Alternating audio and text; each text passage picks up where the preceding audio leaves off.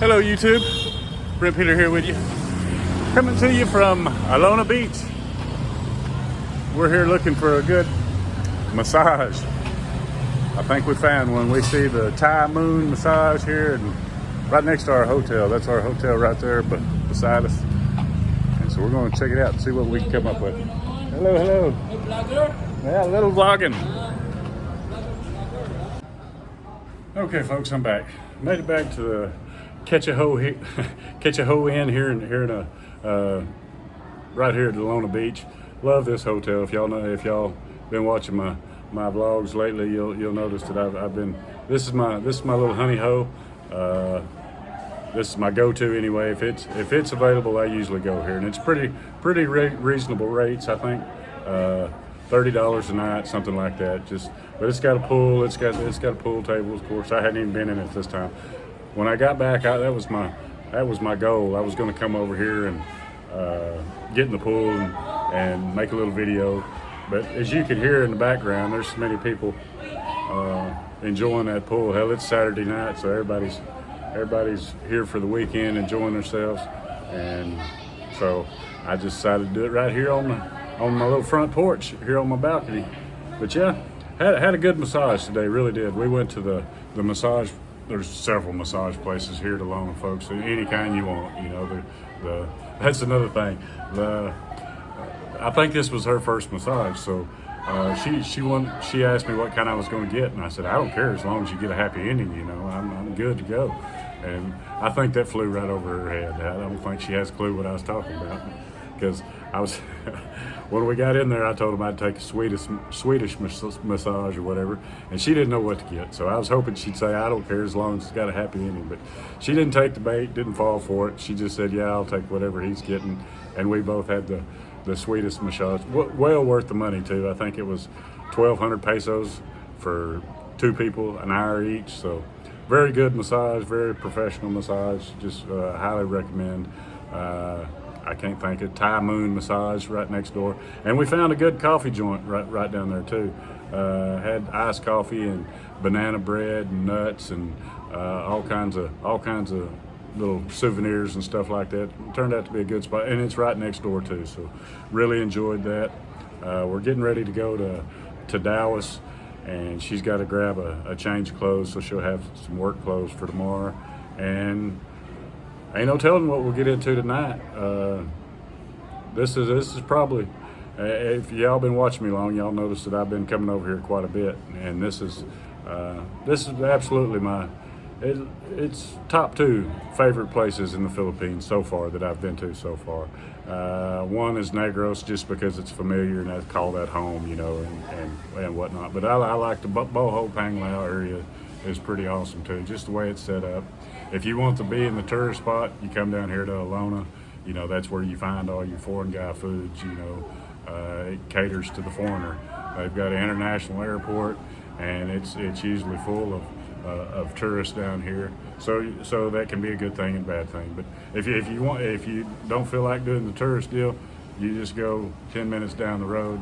Go to Dallas, go to Tagbilaran, go to Bohol Island, and it's you can get away from all that. Bohol's known for the chocolate hills and the little rats they call monkeys, or some kind of little primate or nocturnal rats is what I call them. I've done the chocolate hills, I've done the rice terraces, I've done all that, so really hadn't done any of that coming over here these last few times. We did go to that Lobach River river cruise, which is they serve you dinner and you cruise down the river. That we had a good time doing that, and they've got like a cenote like they have in Mexico. I forget the name of it. It's like a big underground cave with a big swimming pool in it, and it's pretty much what they call cenotes in Mexico. But we've done a few things like that, and just pretty much kicked back for the most part. Like I say, we're fixing to head to Dallas. We went to that A9 last night, A9 bar. Had some delicious little chicken burgers. It was Friday night special.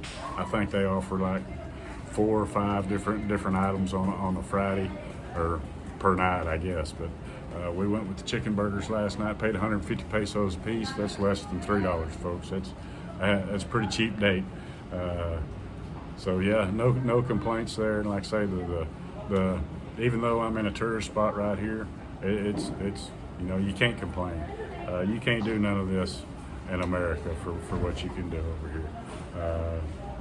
That's just the awesome part about the Philippines. No matter how much we bitch about the cost of food, the cost of living, it is by far less than half what it is back in the United States. So if I go to griping about food cost or housing cost or cost of living going up or whatever, I've probably been here too long, because it's so much cheaper here than in the West that it's unbelievable. You can actually live life over here and go do whatever you want to do. Boredom, I was telling y'all in that last video that boredom is my number one, thing I deal with over here. But that's all my fault, because there's plenty to do here in the Philippines. And the reason I was bored the other day is because, it was my granddaughter's first birthday. You go to reflecting on stuff, think you're missing, and you go to question yourself. Should I be here? Should I not be? But like I say, I'll have that's the reason I started this YouTube channel, was to keep in contact with my kids and that kind of stuff. Never dreamed that it'd blow up. Never imagined making money off the deal. I started this back in 2019 probably. So every time I would go somewhere, I would just kind of talk to this stick and keep in touch like that. And so this is kind of keeping a log for me of all my travels, keeping me in touch with my kids. And now I got a bigger audience than that. I've got you fine folks that watch it. Got over 32, I think right at 3,200 subscribers. I appreciate each and everybody for watching these videos. Can't imagine. I never dreamed that it would take off like this. And it's just been a blessing. When I get bored, I usually make a video, and it's like therapy for me. It lets me get some shit off my chest. If I'm having a bad day, if I'm having a good day, I can share it. And like I say, as long as YouTube don't go under, these videos will be in an archive, however you say it, for years to come. So that's a cool thing too. I can look back at some of the awesome times I've had. Really amazing. And if you're thinking about starting a YouTube channel, I highly suggest it. Just even if your channel never gets monetized, or if you never hit the sub mark or any of that, do it for you. See if you like it. And the cool part about it is once you put a video up, it's there forever unless you take it down. So keep that in mind. This is like a pretty much a photo album of everywhere I go. I can share with the world, and I can document it for myself. And if I say some stupid shit, hadn't had to worry about it yet, but if I say some crazy shit and regret it a year down the road, hell, I'll just delete the damn thing. But I'm not here to try to be right or wrong. I'm just trying to tell the truth, document my travels, and share with y'all my Philippines experience, all my travel experience. It started out, a Mexico deal. I was going to Mexico because the Philippines wasn't open. Had my heart set on the Philippines for years. And by the time I was ready to able to pull the trigger, we was hit with the pandemic, and so I had to wait for 3 years before I could come over here. But everything works out for a reason. Met some wonderful people in Mexico that I consider family to this day. And I got to get over here last year. I did a little month over here, a month in Thailand, come back over here for another couple of weeks, headed to Japan. And got to dip my toe before I really decided that this is what I wanted to do. That the Philippines, that I could deal with it, because it all looks awesome on YouTube, folks, and a bunch of me included. We point out the good, but there's definitely some bad, and I don't have to point that out. I've done it. I like I say, I tell you all the good and the bad. But I don't want to be negative about the Philippines. That's the reason I'm here, because I love the Philippines. Sure, there's some stuff that gets on your nerves, but if I wanted the Philippines to be like the West, I would have stayed in the West. So take it at that. It is what it is, and I really enjoy it. The only thing that stresses me out sometimes is missing my people back home, missing my friends, my family, just the comforts of home, and that's going to happen. I don't care if you're over here 2 months, 3 months, 3 years, 30 years. If you're a family oriented person, you're going to miss your family. And I'm real close with mine, so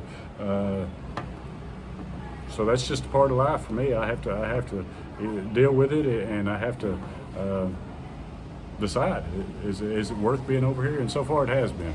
Like I say, I'm really enjoying the Philippines. I've seen a lot of it. There's still a lot of it that I hadn't seen.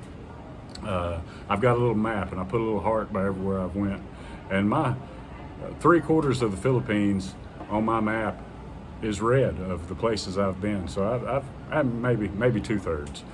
So I've still got several destinations that I would like to go check out, and I plan on doing it. Not today, not tomorrow, but in the near future. Like I say, I'm going to Thailand in November. I'm gonna try. I say that I go to missing the Philippines though if I'm going for very long, but I may try to go to Cambodia while I'm over there. Like I say, it depends on how long my buddy stays. And like I say, I don't have to tote all my shit with me because I've got an apartment back in on Negros. So living out of a duffel bag, that's kind of, I enjoy it. I really do. So I don't have to worry about being overweight unless I buy a bunch of shit. And usually if I buy something, I throw something else away. So keep that in mind. Pack light when you head over here, but just realize there's pros and cons no matter where you go. And the cons for me is the distance, the boredom, and when I'm back in the United States, I deal with the same deals, other than the distance. You know, I struggle. I'm new to this, what they call the empty nest. You know, my youngest is in his second year at college. The first year he played baseball, so I was still able to go to baseball games and that kind of stuff. But it's different for me not having. That was 4 days a week for me, was going to ball games and school events, that kind of stuff. So I knew it was coming, and I knew as soon as I didn't have it that it was going to be hard. And so it's new to me. I'm having to find new stuff to do, and I am slowly but surely I'm finding it. Having a blast over here. I really am. So y'all calm down. You know, I'm not fixing to nosedive off no building. This isn't one of those sad stories, and I hope I didn't come across like that. I know a few people was kind of worried, but I promise I wasn't trying to be negative. I mean, to the point of needing concerns or something. You know, that was not my goal. I just want to give you the truth about being over here. So here I'm going back and forth, saying the same shit. So like I say, we're fixing to head out, go to Dallas, get her a change of clothes, come back. Like I say, there's no telling what we'll get into tonight. May not do anything. I don't know. We'll just play it by ear. Yeah. Got nearly 3,200 subscribers now. Appreciate each and every one of y'all. Thank y'all for watching these videos. If you hadn't subbed already, give me a go ahead and subscribe. Hell, it don't cost nothing. Give me a thumbs up, thumbs down. Yeah, I appreciate y'all watching. The reason that I don't like the distance, and well, who does? Who likes a 12, 15 hour plane ride? You know, nobody.